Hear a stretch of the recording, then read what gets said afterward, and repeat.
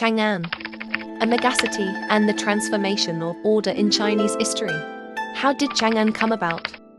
In 742 AD, Li Bai, then in his 40s, received an imperial edict ordering him to take up an official position in Chang'an. Overjoyed, he composed the poem.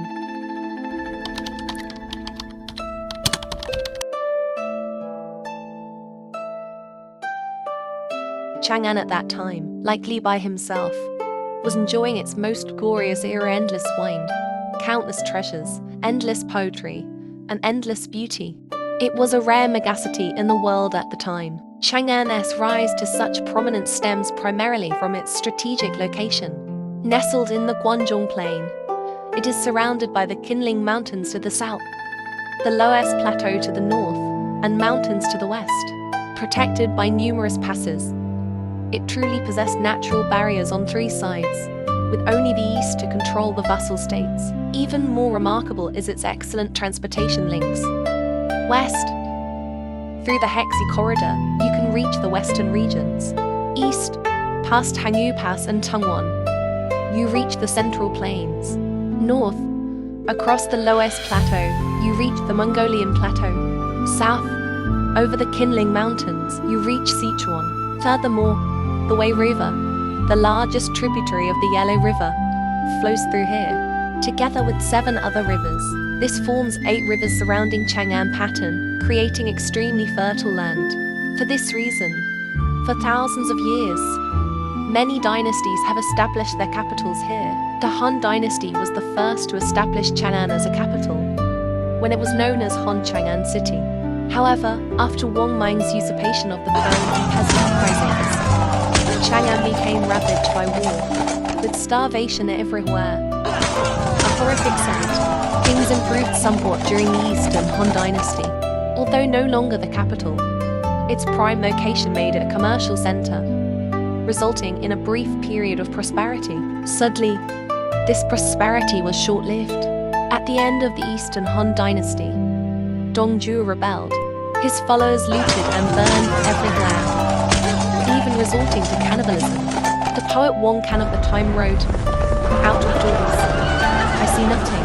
Bones cover the plain. This means that outside, all I saw were dead bones, covering the plain." During the Wei, Jin, southern and northern dynasties that followed, Chang'an remained in chaos, awaiting someone to restore order. 2. How was the super city built? After the Sui dynasty unified China, it felt that the original Han Chang'an had been too severely damaged by war to continue serving as a capital.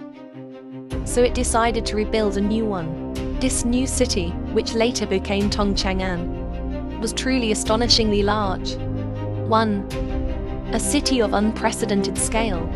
After construction during the Sui and Tong dynasties, this new city reached an area of 84 square kilometers, 2.3 times larger than the original Han Chang'an, 1.4 times larger than the later Ming and Qing Beijing, and 1.86 times larger than the contemporary Luoyang city.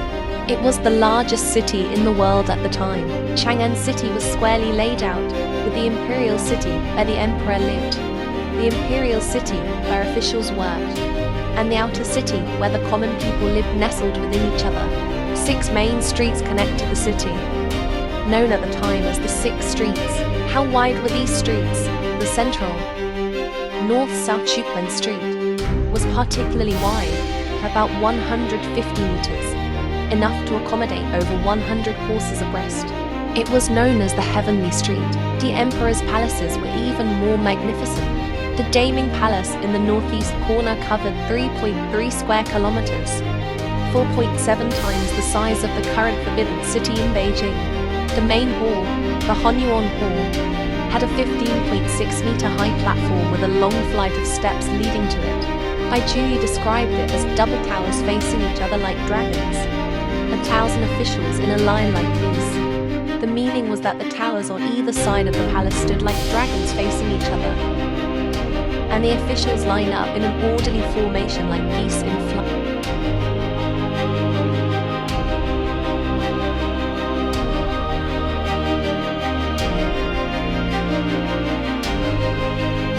Depicting the grand scene of envoys from various countries coming to pay homage. 2. Strict urban management. Chang'an City had 11 north-south streets and 14 east-west streets, which intersected to form over 100 neighborhoods, known at the time as Lifang. Each Lifang had a wall approximately 3 meters thick, with smaller streets within it, dividing the city into grids. I Julie described it as hundreds of thousands of houses like a go-board, 12 streets like vegetable plots. This means that thousands of houses were arranged like a go-board, and the 12 streets resembled neatly arranged vegetable gardens. People of different social status lived in different fangs, keeping them separate and easier to manage. Every evening, a drum would be struck in the city, closing the city gates and the fang gates. Walking out on the streets at this time would be considered breaking the fast and could result in arrest, beatings, or even worse. In the morning, the drum would be struck again, opening the gates, and people could come out. 3. Manifestation of the emperor's authority. The design of Chang'an City reflected the emperor's authority in every aspect. To the north of the city lay the Dragon Head Plain, a high plateau with 6 slopes, corresponding precisely to the Qian hexagram in the Book of Changes. This was considered the most suitable place for an emperor to reside. The Imperial Palace, the Taiji Palace, corresponded to the Ziwei Palace in the sky. Official offices and the neighborhoods where ordinary people lived surrounded it like stars. Running south from the Taiji Hall in the center of the Taiji Palace to the Temple of Heaven, this central axis coincided with the meridian in the sky, signifying that Chang'an was the center of heaven and earth. This was known as setting up the capital in the image of heaven. In addition to the Temple of Heaven, Chang'an also boasted numerous temples, Taoist temples, and other structures, disseminating the emperor's authority throughout the city. Deities and Buddhas became symbols supporting the emperor's power. 4. Outward expanding order. The Guangdong region alone could no longer meet Chang'an's needs. Therefore, the emperor ordered the construction of the Grand Canal. This north-south transportation route became the nation's economic artery, bringing a steady stream of grain and supplies from the south to Chang'an. At the same time, the Tang dynasty, leveraging its formidable military might, continuously expanded its territory and extended its rule to further afield. 3. Why was Chang'an so vibrant? Chang'an wasn't just a regular city. Its true charm lay in its vibrant flow. 1. The flow of merchants and goods. After the Grand Canal was opened, grain and various treasures from both north and south were transported to Chang'an. Merchants also traveled extensively along these waterways, seeking opportunities for wealth. As the poem goes, from Nanjing to the west, many merchants flock on their boats. They enjoy the waves and the waves. This means that many merchants traveled west from Nanjing, living on boats and enjoying the adventures of the world. After the Silk Road was reopened, Chang'an once again became a center of international trade. Chinese silk, tea, and ceramics were sold along the Silk Road to the west, while Western goods also flowed into Chang'an. The market was filled with all sorts of rare treasures: fine horses, elephants, colorful parrots, tortoise shells, ivory, rhinoceros horns, pearls, amber, and gold and silver wares a truly dazzling array. 2. Cultural fusion. The culture of the western regions also arrived in Chang'an along with the merchants. In restaurants run by the Hu people, Hu-style dim sum captivated the taste.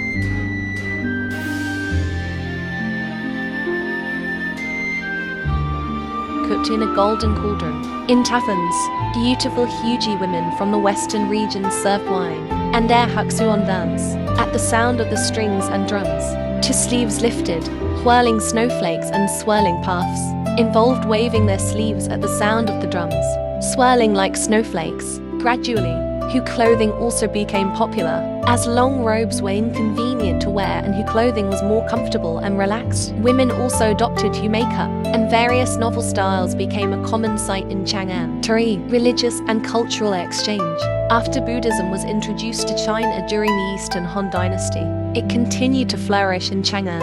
Integrating with Chinese culture, Taoism also flourished, and together with various other religions, it enriched the spiritual life of the people of the Tang dynasty. Chang'an became an international metropolis, attracting envoys from various countries. According to statistics, during the Tang dynasty, envoys from Northeast Asian countries visited the city 146 times, and from Southeast Asian countries 139 times, for a total of 582 visits from approximately 4. The flow of talent. The Tang dynasty's imperial examination system gave ordinary people the opportunity to change their destiny, regardless of your background, even foreigners. You could realize your dreams in Chang'an. Abe no Nakamura, a Japanese student, studied diligently 4 years in Chang'an, passed the imperial examination, and even served in the imperial court. Scholars at the time aspired to come to Chang'an to take the imperial examination and become officials. They wrote numerous poems recommending themselves, hoping to be noticed by those in positions of power. Those who passed, like Meng Jia, rode joyfully through Chang'an. As described in Spring Breeze, my horse gallops. I see all the flowers in Chang'an in one day. Besides the imperial examination, serving in the army and achieving military merit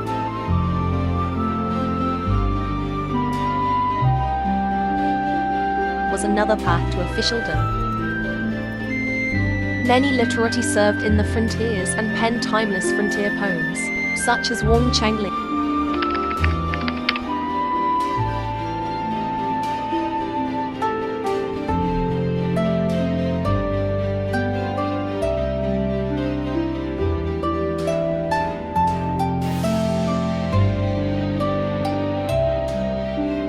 In history, these lines are still recited today. Poets met and parted at post stations along their journeys, writing poems on the walls and responding to each other. Bai Juyi and Yuanzhen often exchanged poems at post stations, and Li Bai also inscribed numerous poems on post station walls. These poems, carried by the poets, spread across the land, spanning millennia, and are still recited today.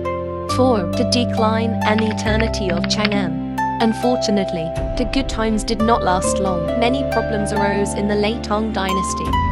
Constant wars, excessive military spending, an overabundance of officials, and a financial crisis. A capable prime minister was murdered. Power fell into the hands of corrupt officials, and the aristocracy began to seize land. Landless peasants became refugees, and scholars who failed the imperial examinations left Chang'an. While the imperial palace remained awash in prosperity, the dreams of ordinary people could no longer be realized in Chang'an. Ultimately, the iron hoof of An Lushan's rebellion crushed Chang'an's prosperity. Li Bai also left Chang'an, composing the lonely poem